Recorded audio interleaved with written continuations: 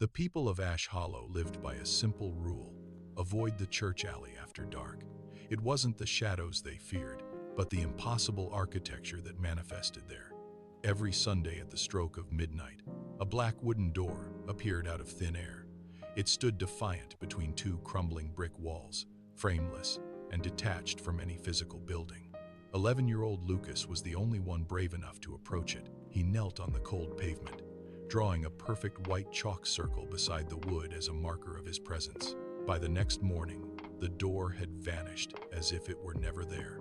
Lucas returned to the alley, expecting to see his mark, but the chalk circle was gone from the ground. His heart hammered against his ribs when he looked up. There it was, redrawn with impossible precision on the opposite brick wall, 5 feet away from its original spot. Something had not just seen his mark, something had moved it. The boundaries of reality in the alley were beginning to fray, and curiosity began to override his fear. The following Sunday, Lucas arrived at midnight with a plan. He tied a thick nylon rope to the heavy brass handle, his knuckles white with tension. The door creaked open, revealing a void of absolute darkness that seemed to swallow the light. Suddenly, the rope snapped taut. It vibrated with a terrifying, high-pitched energy as it was pulled into the abyss. Lucas gripped the other end, bracing his feet against the wet cobblestones, fighting an invisible giant.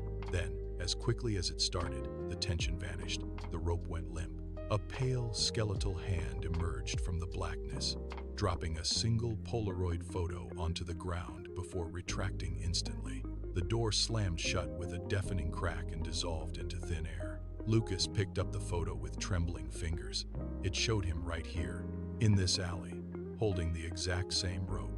He looked at the date printed on the bottom corner. It was for next Sunday. He flipped the photo over. His own handwriting stared back at him in ink that looked days old. It read, "Don't open it again." Lucas dropped the photo as if it had burned him. He turned and ran for the alley entrance, desperate to escape.